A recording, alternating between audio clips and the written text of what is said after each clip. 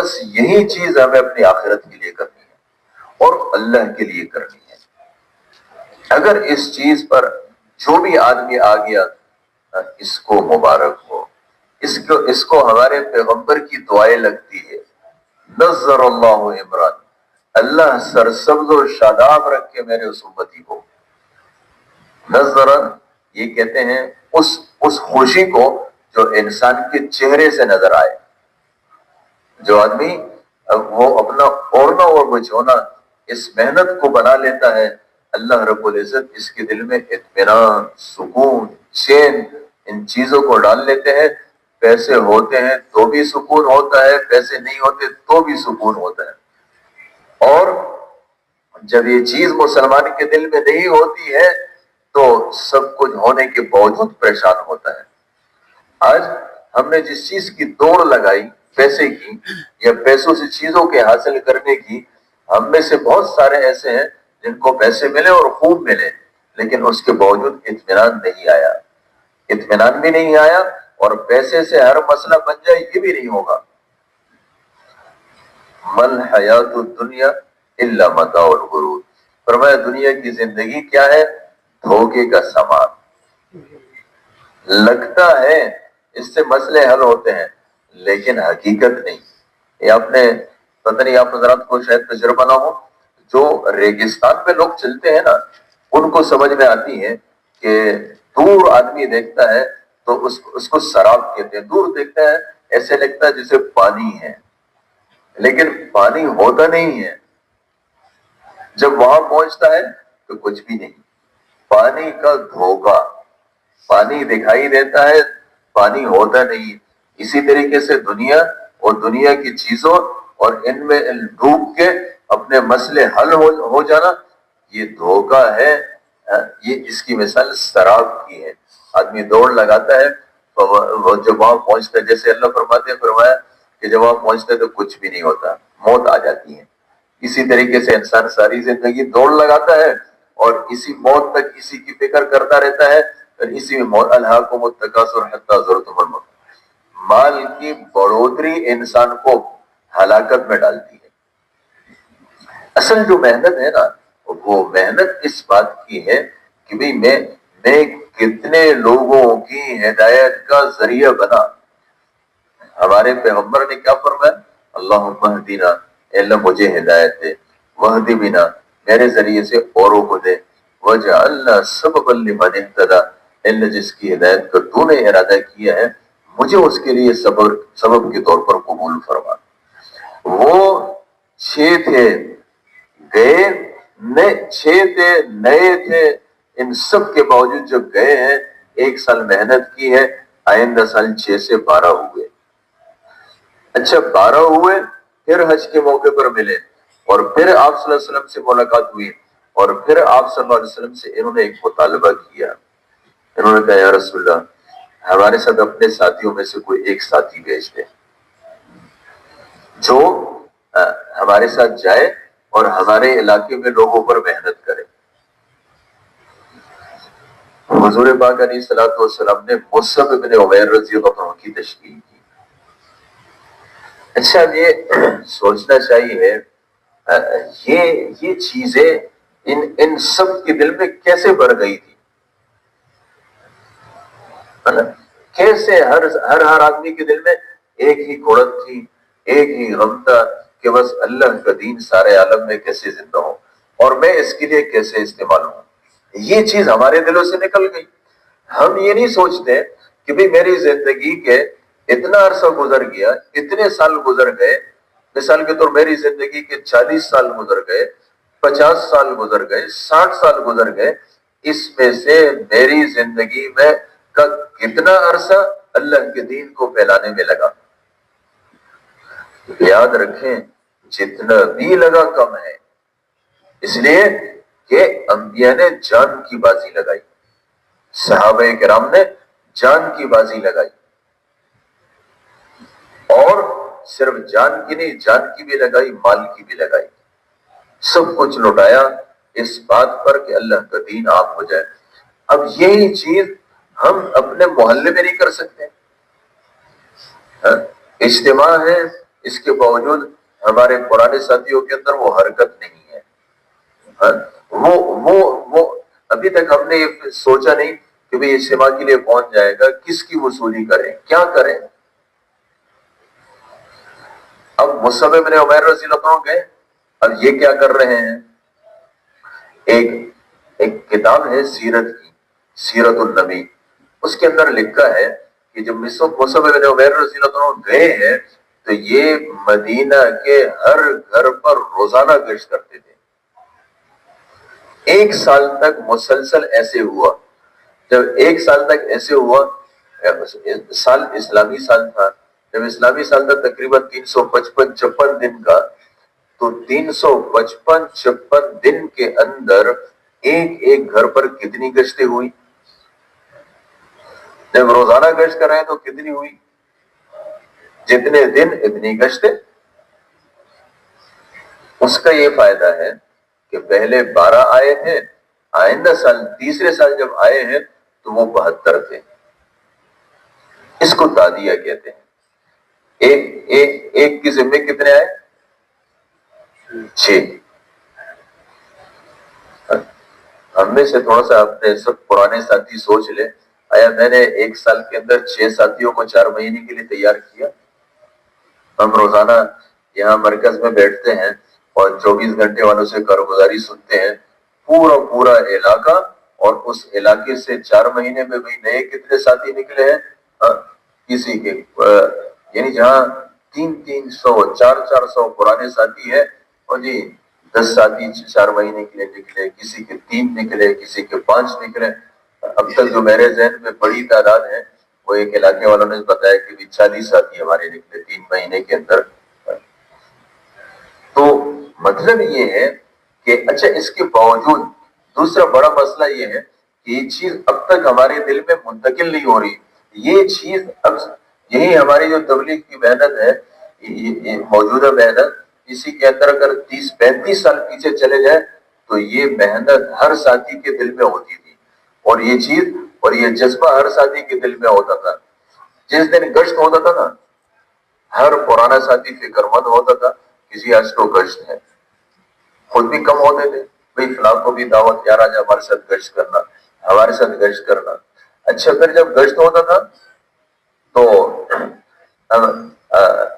اثر میں آ جاتے تھے, اور اس کے بعد گشت کرتے تھے, اور گشت کے اندر مغرب کا جب بیان ہوتا تھا تو سارے ساتھی مغرب کے بعد مختصر سنتیں پڑھتے تھے, اور جو بیان والا ہوتا تھا اتنا جلدی کھڑا ہو جاتا تھا کہ لوگ بھی اعتراض کرتے تھے کہ بھئی لوگوں نے سنتیں نہیں پڑھی ہے اور تم ابھی سے کھڑے ہو گئے.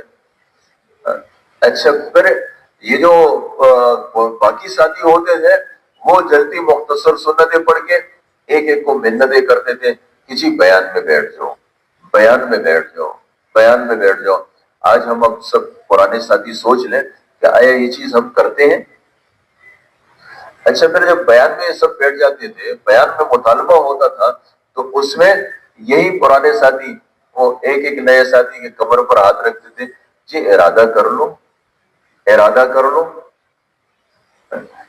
میرے محترم دوستو, آہستہ آہستہ ہوتے ہوتے جب ہر محلے کے اندر یعنی پرانے ساتھی زیادہ ہو گئے, کسی میں 10 اور 20, یہ تو ہر مسجد کے اندر تقریباً ہے, تو اس کا نتیجہ کیا نکلا؟ گشت کے لیے بھی بہت سارے ساتھی ہیں, کوئی مسئلہ نہیں ہے. جب جماعت ہوتی ہے یعنی چلا آتا ہے مسجد والے, تو کوئی مسئلہ نہیں ہے, سب پرانے ساتھی ہیں, ایک دوسرے کو فون کرتے ہیں کہ جی میرا سالانہ چلا ہے, تم بھی تیار ہو جاؤ. تبلیغ کی بنیاد پر نہیں بلکہ دوستی کی بنیاد پر چلنے کے لیے تیار ہوتے ہیں. اگر تبلیغ کی بنیاد پر ہوتے نا تو پھر دیکھتے ہیں جی فلاں کا چلنا رہتا ہے, اس کو محنت کرو, اس کو تیار کرو. فلاں کا چلنا ہے, اس نے اب تک چلنا نہیں لگا, اس کو تیار کرو. تو دوستی کی بنیاد پر چلنا لگتا ہے, دوستی کی بنیاد پر سب پرانے ساتھی اکٹھے جا رہے ہوتے ہیں. اس چیز کو بدلنے کی ضرورت ہے. ہم اپنے محلے کے اندر دیکھیں, ہمارے محلے کے اندر کتنے ساتھی ہیں جن کے سالانہ چلے رہتے ہیں, کتنے ساتھی ہیں جس کے 4 مہینے نہیں لگے, کتنے ساتھی ایسے ہیں بھئی جن کو ہم, بہت سارے آپ کے ساتھی ایسے ہوں گے جو یہاں پر تیار نہیں ہو سکتے ہیں لیکن اگر آپ اس کو اجتماع میں لے کر جائیں اور اجتماع میں جا کے وہ وہاں حضرات کے بیانات میں بیٹھے ماحول میں رہیں خود بخود تیار ہو سکتے ہیں. ہم اجتماع کے لیے بھی تیار کریں. یہ جو چیزیں ہیں نا یہ یعنی میں اپنی طرف سے نہیں کہہ رہا ہوں, یہ اس زمانے کا عمومی ماحول تھا. یہ جو ہے نا ایک دوسرے کی فکر کرنا, ایک دوسرے کے کا غم کرنا کہ بھئی یہ ساتھی کیسے نکلے گا, یہ اس زمانے میں ہر آدمی کی یہ سوچ تھی. حضرت عمر فاروق رضی اللہ عنہ وہ فرماتے ہیں کہ جب میں نے ارادہ کیا ہجرت کا تو کہنے لگے ایک میں تھا, میرے ساتھ دو اور ساتھی تھے, ایک کا نام علی بن عیاش تھا اور دوسرے کا نام ہشام تھا. تو کہنے لگے ہم نے یہ جو مکہ ہے نا اس سے آگے صرف کا مقام ہے, اس سے کچھ آگے جگہ تھی, وہاں انہوں نے طے کیا کہ یہاں ہم جو ہے نا وہ یعنی جمع ہوں گے. صرف میں میمونہ رضی اللہ تعالیٰ عنہ ان کی قبر ہے. تو کہنے لگے وہاں ہم نے طے کیا کہ بھئی صبح ہی صبح جمع ہوں گے اور اس کے بعد جو ہے نا وہ یعنی زیادہ ٹھہر بھی نہیں سکتے تھے اس لیے کہ کفار کی طرف سے تعاقب تھا. تو کہنے لگے اس کے بعد ہم نے یعنی یہ حضرت عمر فاروق رضی اللہ عنہ اور ہشام یہ کہنے لگے ہم پہنچ گئے اور عیاش نہیں پہنچے. جب نہیں پہنچے ان کو کفار نے پکڑ لیا اور ان پر جو ہے نا وہ ظلم کیا اور خلاصہ یہ کہ اس کو اسلام سے پھر دور کر دیا. اب یہ چلے اور چلتے چلتے مکہ سے نکلے, آگے چلے, سفر بھی کیا, قبا تک پہنچ گئے, مدینہ کے بالکل قریب آ گیا. اب قبا میں وہاں جو ہے پہنچے تو وہاں سے ابو جہل یہ ہشام ان کا رشتہ دار تھا تو یہ پیچھے سے پہنچ گیا اپنے ایک اور ساتھی کے ساتھ ان کو واپس لینے کے لیے. اب ابو جہل کا سارا زور اس بات کا کہ بھئی یہ واپس چلا جائے اور حضرت عمر فاروق رضی اللہ عنہ کا سارا زور اس بات کا کہ یہ ہمارے ساتھ مدینہ چلا جائے. اب ابو جہل نے کہا کہ بات سنو, تمہاری ماں نے منت مانی ہے کہ جب تک تم واپس نہیں آؤ گے میں سائے میں نہیں بیٹھوں گی, اور دوسری بات یہ ہے کہ کنگھی بھی نہیں کروں گی.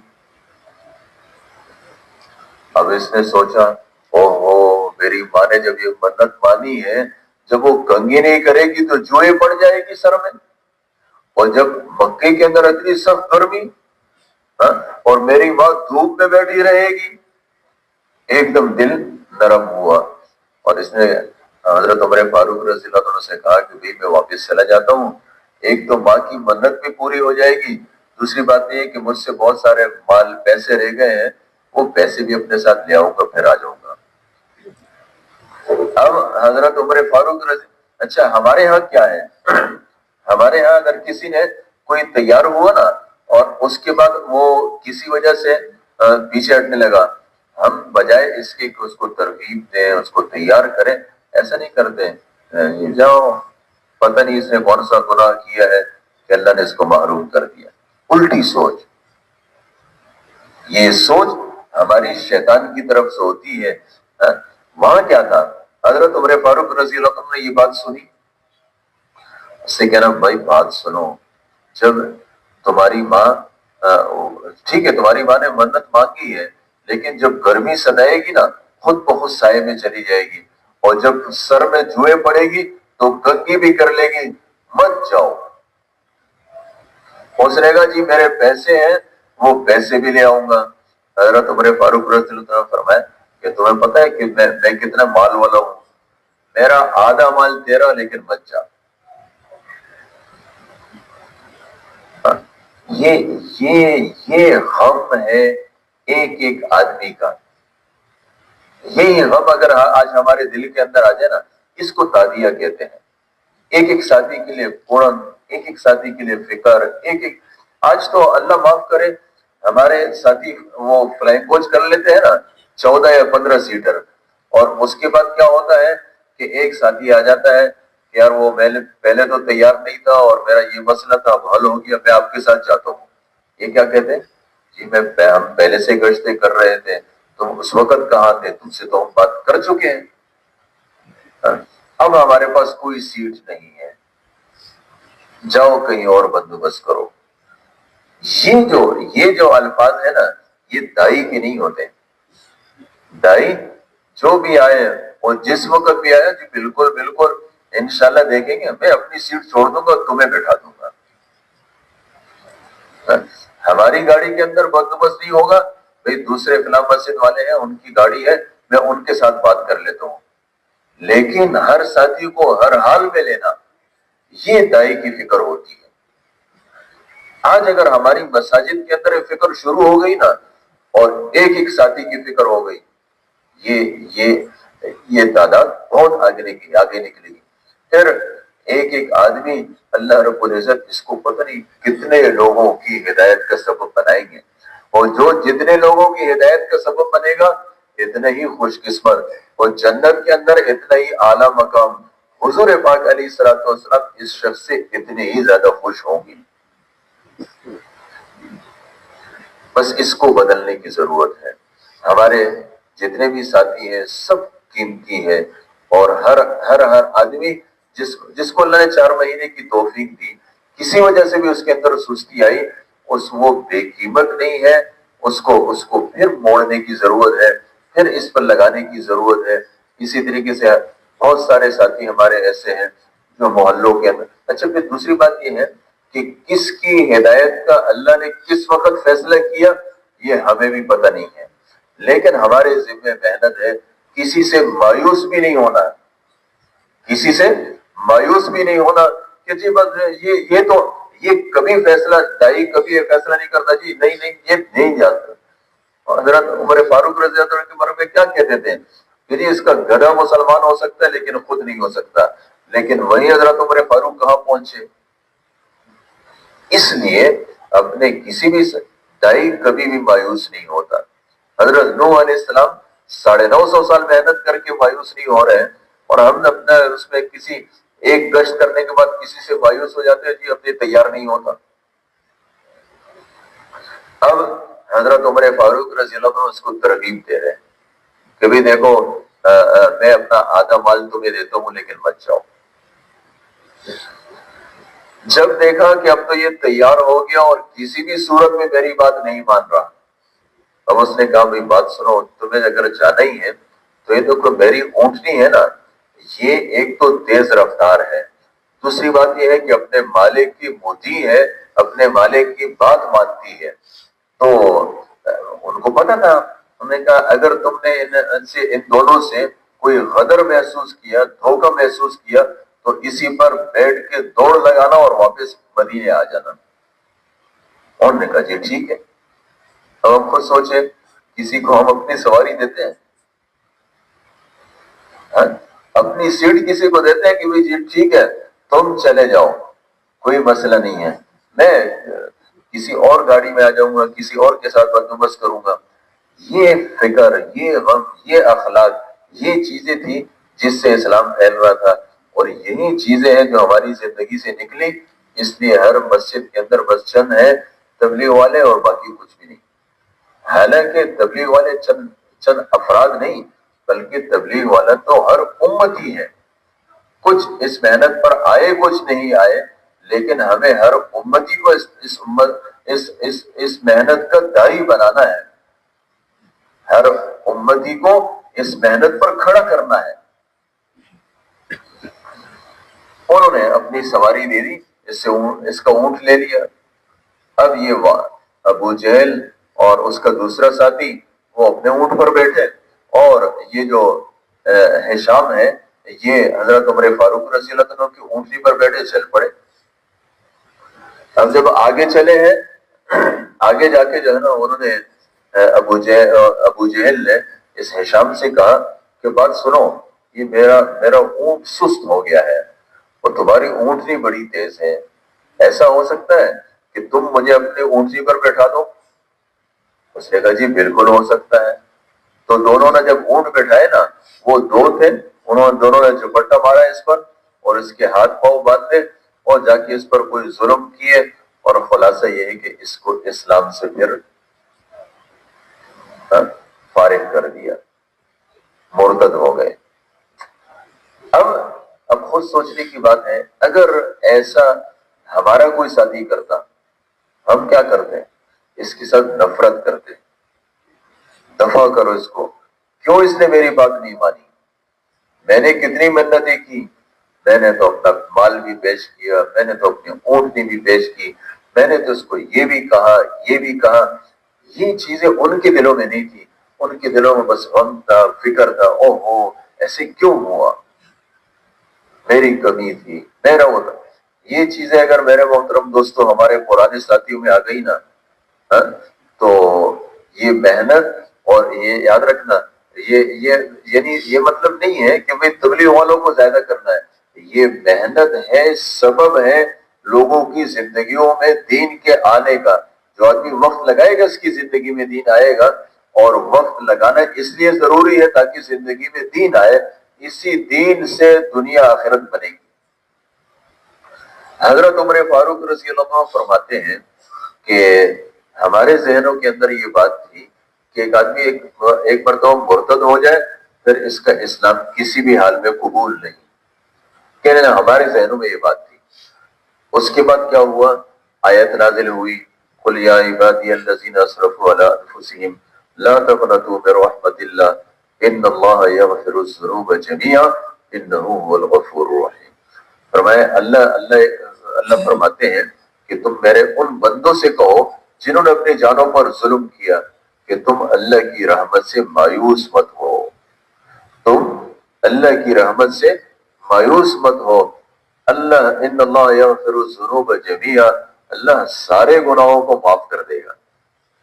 دیکھیں اللہ بھی بندے کو اپنی طرف موڑنا چاہتے ہیں، اور اللہ بھی چاہتے ہیں کہ بندہ میری طرف متوجہ ہو۔ اللہ رب العزت، ایک بندہ جب اللہ کی طرف متوجہ ہوتا ہے، اپنے گناہوں پر توبہ کرتا ہے، اور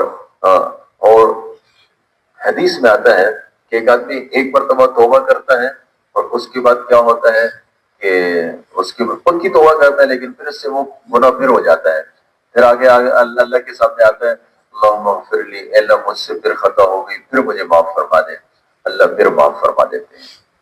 پھر اس کے بعد پکا رہتا ہے، کچھ عرصے کے بعد پھر وہی گناہ ہو جاتا ہے، پھر اس کے بعد آتا ہے کہ اے اللہ مجھ سے خطا ہو گئی، مجھے معاف فرما دے، اللہ پھر معاف فرما دیتے ہیں۔ ماں باپ ہے نا، وہ بھی جو ہے نا، ایک مرتبہ، دو مرتبہ، تین مرتبہ، چار مرتبہ آگے ماں باپ بھی غصہ ہو جاتے ہیں، خیریت تو ہے، ہر مرتبہ تم غلطی کرتے ہو، لیکن اللہ ایسے نہیں، اللہ ماں باپ سے بھی زیادہ شفیق اور مہربان ہے۔ فرمایا تم توبہ کرتے کرتے تھک جاؤ گے، اللہ معاف کرتے کرتے نہیں تھکے گا، ایسے اللہ غفور الرحیم ہے۔ تو اللہ رب العزت چاہتے ہیں کہ بندہ میری طرف متوجہ ہو۔ اب آپ خود سوچیں، اللہ ایک چیز کو نہیں، ہم سب، اب آپ خود سوچیں، میں ایک کام کرنا چاہتا ہوں، میرا یہ کام ہو جائے، اس کے لیے کوئی آدمی آ کے میرا کام جو میں چاہتا ہوں اس میں لگ جاتا ہے، یقینی بات ہے اس آدمی سے میرا تعلق پیدا ہوگا۔ اللہ چاہتے ہیں بندہ میری طرف متوجہ ہو۔ اب اس کے لیے ایک آدمی دوڑتا ہے، دوڑ لگاتا ہے، اور اس کے بعد گشتیں کرتا ہے، اس آدمی کو اوپر فکر کرتا ہے، اس کی محنت سے یہ اس کا تعلق اللہ کے ساتھ جوڑتا ہے۔ جو محنت، جس کا تعلق اللہ کے ساتھ جڑ رہا ہے، وہ جو اس کا سبب بن رہا ہے نا، اس سے بھی پہلے اللہ سے تعلق جڑ جاتا ہے۔ اس لیے اس محنت کو کم نہ سمجھے، یہ بہت اعلیٰ محنت ہے، اعلیٰ ہے، اسی لیے تو اللہ نے پیغمبروں کو دی ہے۔ پھر ایک نہیں، دو نہیں، تین نہیں، سارے پیغمبروں کو جو محنت مل رہی ہے تو اس کا کوئی اللہ کے ہاں کوئی حیثیت نہیں ہوگی، ویسے ہی دی نہیں۔ میرے محترم دوستو، بڑا اہم کام ہے، اس کی اہمیت اس بات سے واضح ہے کہ سارے پیغمبروں کو اللہ نے یہ محنت دی۔ اب اس کے لیے حضور پاک علیہ الصلوۃ والسلام نے محنت کی۔ اچھا، یہ حضرت عمر فاروق رضی اللہ عنہ اب جب یہ آیت نازل ہوئی انہوں نے کہا کہ ہمیں اب پتہ چلا کہ اگر آدمی مرتد ہو جائے اور پھر اللہ کی طرف متوجہ ہو جائے پھر بھی اللہ اس کی توبہ کو قبول کر لیتے ہیں، اللہ معاف کر دیتے ہیں۔ کہنے جب یہ آیت نازل ہوئی ہمیں پتہ چلا کہ بھئی آدمی جو آدمی مرتد ہو جائے اس کی بھی توبہ قبول ہوتی ہے۔ انہوں نے یہ آیت کسی چمڑے وغیرہ پر لکھی اور اس آیت کو مکہ میں اپنے ساتھی کے پاس بھیج دیا۔ آپ خود سوچیں، یہ نہیں کہا کہ بھئی یہ تو جاؤ، یہ تو ویسے بھی مرتد ہو گیا، اللہ جیسے ہم کہتے ہیں یہ محروم، اللہ نے اس کو محروم کر دیا۔ یہ الفاظ ہمیں کیا پتہ اللہ نے محروم کیا کہ نہیں کیا، ہم سے غلطی ہوئی، ہم سے خطا ہوئی، ہم محنت نہ کر سکے۔ انبیاء کی محنت بھرپور ہوتی تھی اور اس کے ساتھ ان کی عاجزی ہوتی تھی۔ ہماری محنت کچھ نہیں اور دوسروں پر فتوے جاتے ہیں۔ تو اب یہ آیت ان کے پاس بھیجی، اب وہ عربی اور عربی کو سمجھنے والے لوگ کہنے لگے میں دیکھ رہا ہوں لیکن مجھے سمجھ میں نہیں آ رہا ہے کہ اس کا مطلب کیا ہے۔ کہتے پھر میں نے دعا کی اللہ سے کہ اے اللہ اس کا مطلب مجھے سمجھا دے۔ تو کہتے اللہ رب العزت نے میرے دل میں یہ بات ڈالی کہ بھئی اللہ تو تمہیں کہہ رہا ہے کہ میرے او بندو جنہوں نے اپنی جانوں پر ظلم تمہیں نہیں کیا ہے، اللہ مجھے کہہ رہے ہیں کہ لا تقنطوا من رحمت اللہ کی رحمت سے مایوس مت ہو، ان اللہ یغفر الذنوب جميعا، اللہ تمہارے سارے گناہوں کو معاف کر دے گا، آ جاؤ توبہ کا دروازہ کھلا ہوا ہے۔ کہتے جب یہ بات سمجھ میں آئی تو بس میں نے وہی سے اپنی سواری لی اور سیدھا پھر مدینہ آ گیا، اور پھر مدینے میں آ کے پھر اسلام میں داخل ہو گئے۔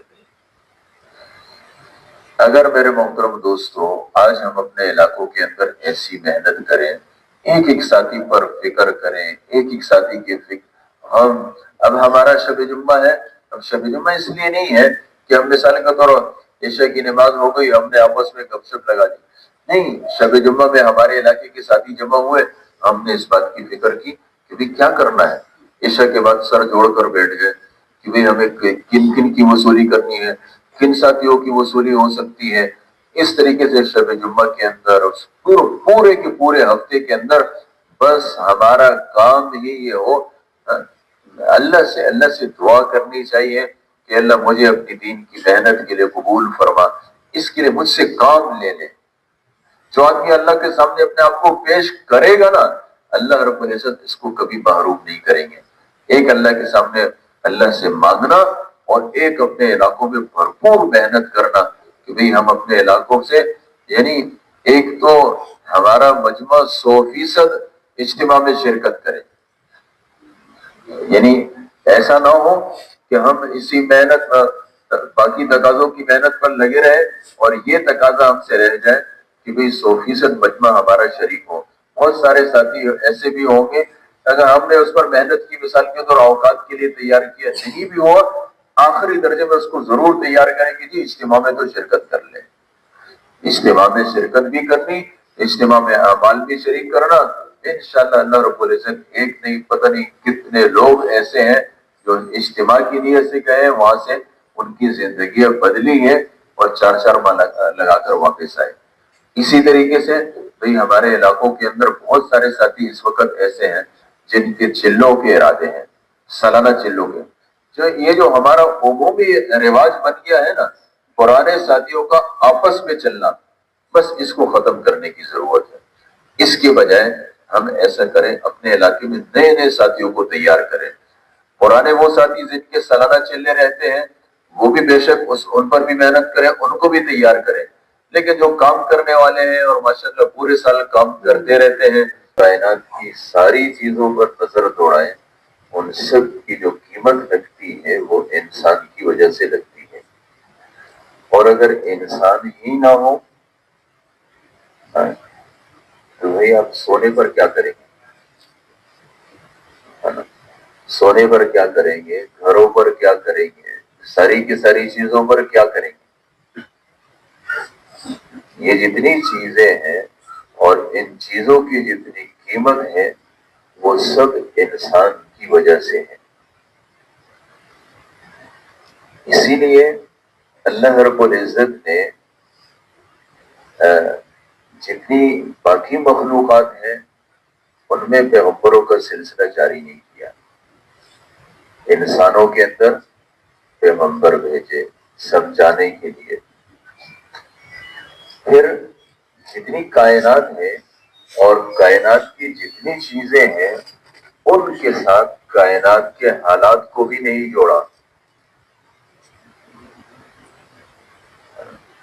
آپ دنیا کے اندر کسی بھی مخلوق کو لے لیں، جانوروں کو لے لیں، پرندوں کو لے لیں، باقی چیزوں کو لے لیں، ان کے بننے اور بگڑنے کے ساتھ کائنات کے حالات نہ بنیں گے نہ بگڑیں گے. لیکن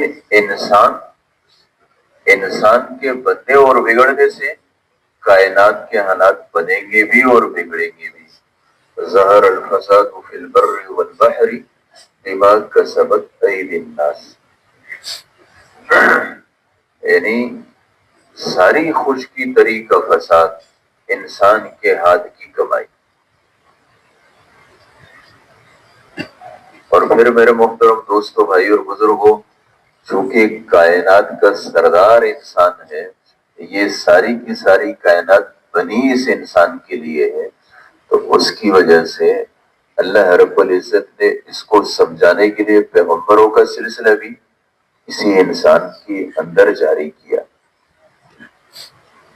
لقد من اللہ علی المؤمنین، اللہ نے فرمایا کہ اللہ نے احسان فرمایا مومنوں میں کہ ان کے اندر پیغمبر کو بھیجا.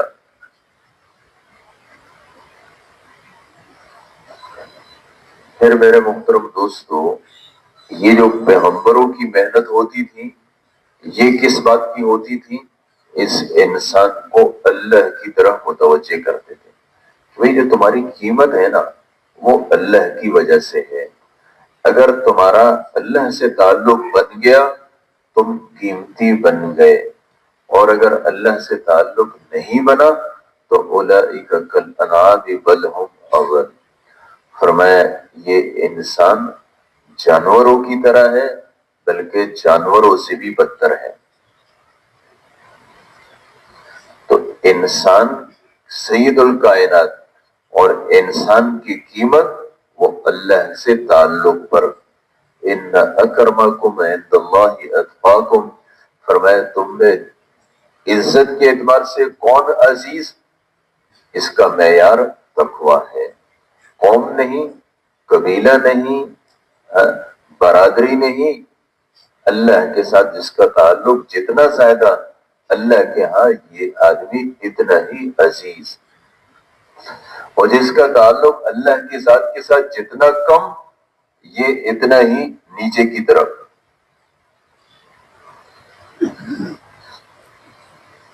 ایک بہت بڑے عالم ہیں، انہوں نے ایک مثال لکھی ہے. فرماتے ہیں مثال کے طور ایک بڑا مالدار قسم کا آدمی ہے، اس نے ارادہ کیا مجھے شادی کرنی ہے. تو اس کے لیے اس نے کیا کیا کہ ایک بہترین قسم کا گھر تیار کیا، اعلیٰ قسم کا بنگلہ بنایا. اس بنگلے کے اندر ہر قسم کی آسائشوں کو رکھا. آپ اپنے اعتبار سے سوچ لیں جتنی آسائش کی صورتیں ہیں وہ ساری کی ساری اس بنگلے کے اندر مہیا کی. اچھا پھر اس کے اندر اسی بنگلے کے سامنے اس نے بہت بڑا باغ لگایا. اس باغ میں مختلف قسم کے پھول، اس کی مختلف قسم کی خوشبوؤں، اسی طریقے سے اسی باغ کے اندر مختلف قسم کے پھل اور اس کے مختلف قسم کے ذائقے، مختلف قسم کی سبزیاں، اسی باغ کے اندر مختلف قسم کے اناج، سب کچھ رکھا. اب یہ سب نظام چلانے کے لیے یقینی بات ہے اس کو ضرورت تھی ملازموں کی. ملازم بھی رکھے، گھر کے اندر بھی ملازم رکھے، آگے باغ کے اندر بھی ملازم رکھے. اور یہ جو سارا کا سارا نظام اس نے بنایا ہے وہ اس لیے بنایا ہے کہ کل مجھے شادی کرنی ہے اور اپنی بیوی کو یہاں پر بسانا ہے. اب شادی کی اور اس کی بیوی یہاں پر اس گھر میں آ کر ٹھہر گئی. اب ترتیب یہ ہے کہ یہ بنگلہ اور اس بنگلے کی ساری آسائشیں، یہ باغ اور اس باغ کی ساری نعمتیں، اور یہ جو حشم خدم ہے، جتنے خادم ہیں، یہ بھی سب کے سب اس کی بیوی کے لیے، پھر اس کی بیوی کی خدمت کے لیے، اور بیوی اپنے خاوند کے لیے. اب جب بیوی آئی تو اس کو یہ سوچنا چاہیے تھا کہ بھئی میں اپنے خاوند کے لیے ہوں اور یہ سب میرے لیے ہیں. بیوی نے الٹی سوچ سوچی اور انہوں نے اپنا تعلق، اس نے بجائے اس کے کہ اپنے خاوند کے ساتھ لگاتی، اس کے بجائے اس نے اپنا جو تعلق ہے وہ ان نوکروں کے ساتھ شروع کر دیا. ان نوکروں پر مرنے بیٹھنے پر لگی. اسی طریقے سے وہ بنگلے کے ساتھ دل لگا لیا. اسی طریقے سے وہ جو باہر کا باغ تھا اور باغ کی نعمتیں تھیں، وہ سب کے ساتھ یہ دل لگا بیٹھی، اور جس کے ساتھ لگانا چاہیے تھا اس کے ساتھ نہیں لگایا. اب شوہر اس کو ایک مرتبہ سمجھائے گا، 2 مرتبہ سمجھائے گا، 3 مرتبہ سمجھائے گا. بہرحال جب نہیں سمجھے گی تو غصہ آئے گا اور اپنی بیوی کو طلاق دے دے گا. اور جب بیوی کو طلاق دے دے گا تو باقی جتنا نظام اس نے رکھا تھا وہ تو سارا تھا ہی بیوی کے لیے. جب بیوی ہی نہیں رہی تو اس کو بھی ختم کر دے گا. تو سالم نے ایک بلا تشبیہ کی مثال دی ہے، اور فرماتے ہیں کہ اللہ نے جتنا ہی جو کائنات کا نظام بنایا نا، یہ سارا کا سارا، چاہے آپ دنیا اور دنیا کی جتنی نعمتوں کو دیکھ لیں، ان کے پھلوں کو دیکھ لیں، ان کی سبزیوں کو دیکھ لیں، ان کے اجناس کو دیکھ لیں، یہ وقت پر بارشوں کا ہونا، موسم کا تبدیل ہونا، دن کا آنا، رات کا جانا، یہ ایک ترتیب لگی ہوئی ہے. اور یہ جتنی دنیا کی آسائشیں ہیں، یہ سب کی سب اللہ رب العزت نے اس انسان کے لیے رکھی. وَسَخَّرَ لَكُم مَّا فِي السَّمَاوَاتِ وَالْأَرْضِ جَمِيعًا، فرمایا جتنا زمین اور آسمان میں جو کچھ ہے اللہ نے تمہارے کام میں لگایا. لیکن اللہ نے انسان کو ان چیزوں کے لیے نہیں پیدا کیا. چیزیں انسان کے لیے بنائی لیکن انسان کو چیزوں کے لیے نہیں بنایا. انسان کو وَمَا خَلَقْتُ الْجِنَّ وَالْإِنسَ إِلَّا لِيَعْبُدُونَ، فرمایا میں نے انسانوں کو اور جنات کو بنایا ہی اپنے لیے ہے. تب انسان دنیا کے اندر آیا تو دنیا کے اندر اس نے ان چیزوں کے ساتھ دل لگا لیا. ہاں بھائی میرا بہترین بنگلہ ہونا چاہیے، اس بنگلے میں ساری آسائشیں ہونی چاہیے، میری بڑی جائیداد ہونی چاہیے، بڑی زمینیں ہونی چاہیے، اور ان زمینوں کے اندر یہ چیز ہونی چاہیے، یہ چیز ہونی چاہیے. اگر میں یہ لگاؤں تو بڑا فائدہ، اور اگر وہ لگاؤں تو یہ، اور پتہ نہیں کیا کچھ. اب اللہ رب العزت نے اس انسان کو سمجھانے کے لیے پیغمبروں کا سلسلہ جاری کیا. کبھی دیکھو یہ چیزیں تمہارے لیے ہیں لیکن تم ان چیزوں کے لیے نہیں ہو. ٹھیک ہے تمہاری ضرورت ہے، ضرورت کے درجے میں اس کو استعمال کرو، لیکن ان سے دل مت لگانا. دل اپنے رب سے لگانا، اپنے رب کے ہو کر رہنا. اللہ فرماتے ہیں کہ ہم نے کوئی پیغمبر ایسا نہیں بھیجا جس کو ہم نے یہ وحی نہیں کی ہو کہ عبادت کے لائق ایک اللہ کی ذات ہے، اسی کی عبادت کرو. تو سارے جو پیغمبر تھے ان سارے پیغمبروں کی دعوت اللہ کی طرف، اللہ کی پہچان، اللہ سے ہونا.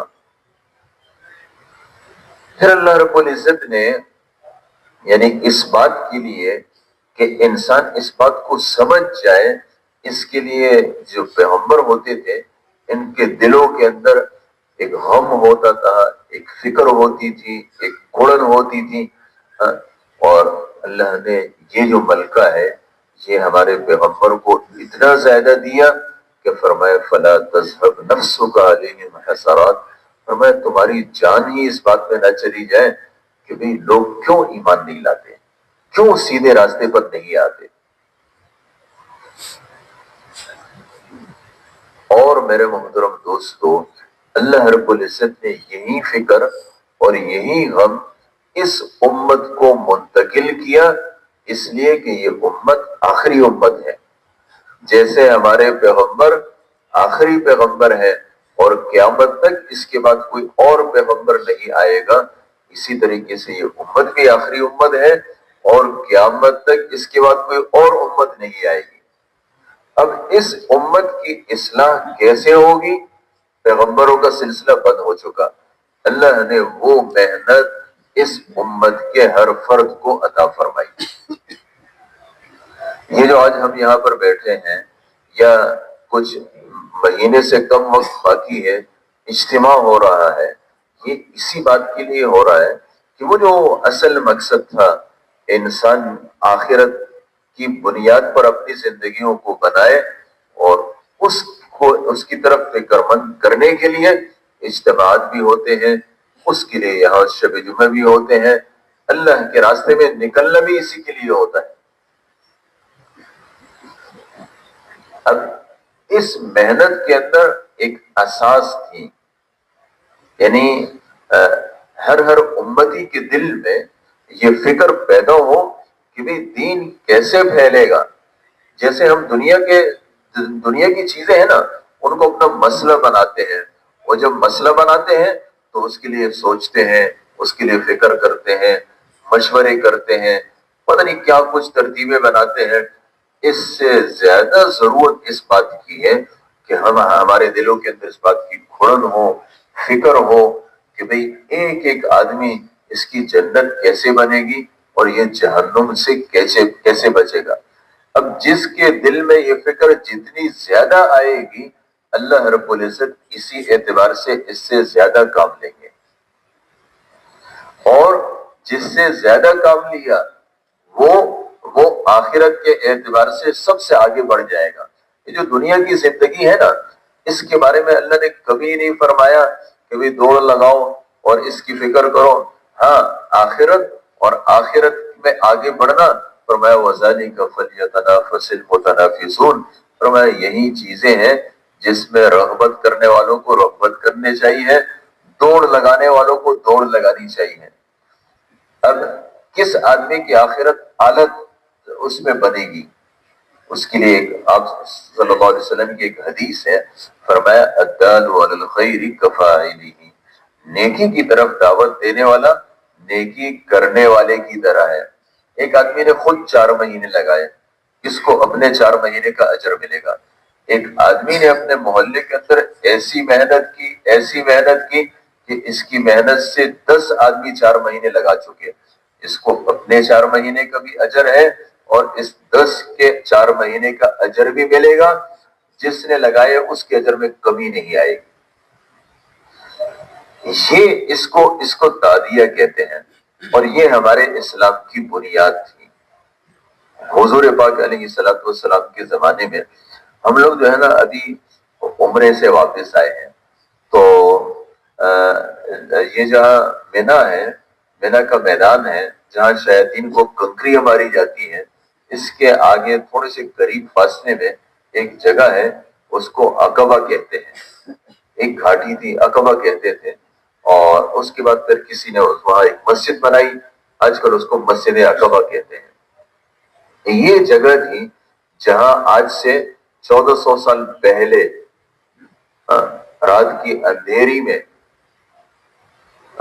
سردی بھی تھی، رات کی اندھیری بھی تھی، چاندنی بھی تھی، اور حضور پاک علیہ الصلوۃ والسلام یہاں 6 آدمی مدینہ سے آئے ہوئے ہیں، ان کے پاس جا رہے ہیں، اور وہ کہہ رہے ہیں کہ بھئی سردی بھی ہو، آدھی رات بھی ہو، اور ایسے وقت پہ کوئی آ رہا ہے، یقینی بات ہے کہ یہ کسی اہم کام کے لیے آ رہا ہے۔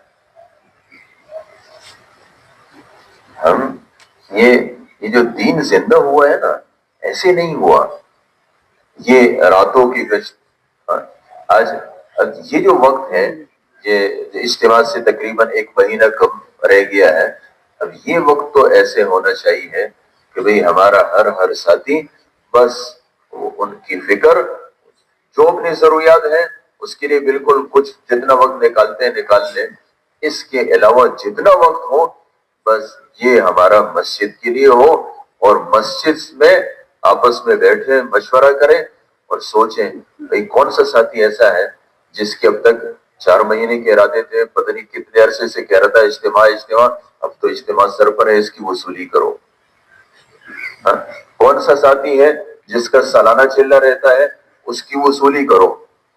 کون سے ساتھی ہیں ہمارے جس کے قواعد پورے ہیں اور بھئی بیرون کا بھی ارادہ ہے, اس کی فکر کرو.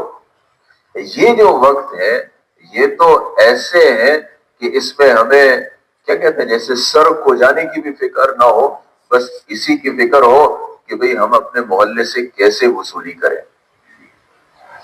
حضور پاک علیہ السلام رات کی اندھیری میں جا رہے ہیں, ان کی طرف جا رہے ہیں, وہ جو آپ کی قربانی تھی نا اس نے ان پر اثر ڈالا. کہنے لگا بھئی بڑے اہم کام سے آیا ہے. آپ گئے, ان سے بات کی, انہوں نے ایک دوسرے کی طرف دیکھا, انہوں نے کہا وہ چونکہ مدینہ سے آئے تھے, مدینہ کے اندر یہودی بھی رہتے تھے اور یہودی ان سے کہتے رہتے تھے کہ آخری پیغمبر آنے والا ہے اور اس کے ساتھ مل کے ہم تم سے لڑیں گے پھر اور ہمارا غلبہ ہوگا. انہوں نے کہا لگتا ہے کہ وہ جو یہ یہودی کہتے تھے نا وہ آخری پیغمبر, یہی آخری پیغمبر ہے. تو دوسرے نے کہا پھر بھئی دیر کس بات کی, ایمان لے آؤ. یہ 6 کے 6 ایمان لے آئے. اب آپ خود سوچیں یہ حضور پاک علیہ الصلوۃ والسلام کے ساتھ کتنا رہے ہوں گے, 1 گھنٹہ 2 گھنٹہ 3 گھنٹہ, کچھ تھوڑی دیر رہے ہوں گے, اتنے زیادہ تو نہیں. بس انہوں نے کہا کہ اچھا جی آئندہ سال پھر آئیں گے اور انشاءاللہ یہاں پر آ کر پھر ملیں گے. اب یہ چلے گئے. یہ جو حضور پاک علیہ الصلوۃ والسلام کی جو صحبت ہے ان سے جو چیز ان کو منتقل ہوئی وہ دعوت والی محنت تھی. کیوں منتقل ہوئی؟ جس کے اندر جو چیز ہوتی ہے اس سے وہی چیز نکلتی ہے. ہمارے دلوں کے اندر دنیا اور دنیا کا غم اور دنیا کی چیز, ہمارے ساتھ 1 گھنٹہ 2 گھنٹے جو آدمی بیٹھتا ہے نا, تھوڑی دیر کے بعد وہ بھی دنیا والا ہو جاتا ہے. اور پیغمبر کے دل میں تو تھی آخرت, لوگوں کا غم, آخرت میں کیا ہوگا, کیسے دین پھیلے گا. بس وہ کچھ گھنٹے جو گزارے ہیں نا ان سے ان کی بالکل سوچ ہی بدل گئی. اب آپ خود سوچیں, خود نئے مسلمان, لیکن اس کے بعد جب واپس گئے ہیں اپنے علاقے میں محنت کی ہے, اگلے سال جب آئے ہیں تو 6 سے 12 تھے. 6 سے 12 تھے. ہم سب ماشاءاللہ بہت سارے ہم میں پرانے ساتھی ہیں جن سب کے بیرون کے سفر بھی ہو چکے ہیں, 4 ماہ بھی لگ چکے ہیں. ہم بھی تھوڑا سے سوچیں, 1 سال میرے اوپر گزرا, اس 1 سال میں میں نے اپنی محنت سے کتنے ساتھیوں کو اللہ کے راستے میں نکالا. میرے محترم دوستو, بڑے غم کی بات ہے. دین اسی طریقے سے پھیلا کرتا تھا. آج اللہ معاف کرے یہی چیز ہمارے دلوں سے نکل گئی. اسی کو عبد الوہاب صاحب فرماتے تھے کہ اس کام کی روح دادیہ ہے, اس کام کی روح دادیہ ہے. دادیہ کہتے ہیں ایک سے دوسرے کو لگنا. اب ہمیں سوچیں کہ 1 سال میں مجھ سے کتنے لوگوں کو دعوت والی محنت منتقل ہوئی. کہتے ہیں حال سے حال پھیلتا ہے اور کھال سے کھال پھیلتا ہے. حال سے حال پھیلتا ہے اور کھال کا مطلب باتیں, باتوں سے باتیں پھیلتی ہیں. تو ہم باتیں تو کرتے ہیں لیکن ہمارا حال چونکہ یہ نہیں ہوتا, ہم بھی بس آگے باتیں ہی سے باتیں پھیلتی رہتی ہے. لیکن وہ ہم دوسروں کی وصولی, ایک ایک کو تیار کرنا, اس کے لیے فکر کرنا, جیسے ہم دنیا کے لیے کرتے ہیں نا. بھئی دنیا کے لیے ہم کیا کچھ کرتے ہیں, جب ایک چیز کی ٹھان لیتے ہیں کہ یہ مجھے کرنا ہے تو اس کے لیے ہم کتنے مشورے کرتے ہیں, کیا کچھ کرتے ہیں, کتنے لوگوں سے ملتے ہیں, کبھی ایک کی منتیں, کبھی دوسری کی منتیں,